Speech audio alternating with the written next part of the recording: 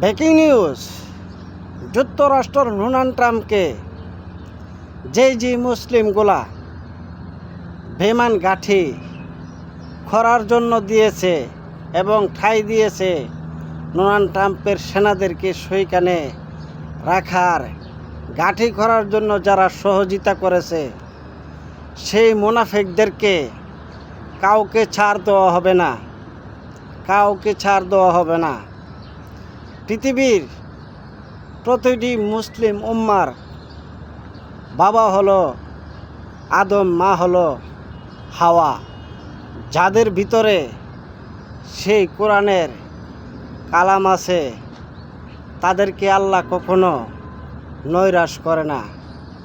আল্লাহর তরফ থেকে গায়েবীভাবে তাদের পক্ষে সহযোগিতা আসে।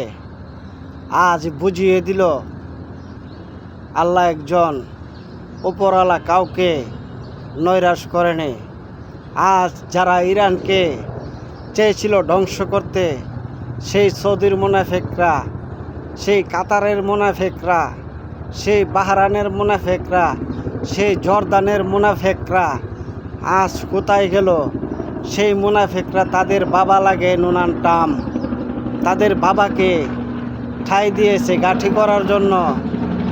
আজ সেই মুনাফিকরা বসে বসে তবজি জফে, সেই মুনাফিকরা ইরানের ধ্বংস চায় এবং আজ মুনাফিকদেরকে প্রতিটা কড়া গণ্ডে জবাব দিতে হবে। ডোনাল্ড ট্রাম্পকে যারা ঠাঁই দিয়েছে, কাউকে তাদেরকে ছাড় দেওয়া হবে না। একদিন ইনশাল্লাহ তাদের পৃথিবীর বুকে তাদের বিচার হবে ইনশাল্লাহ।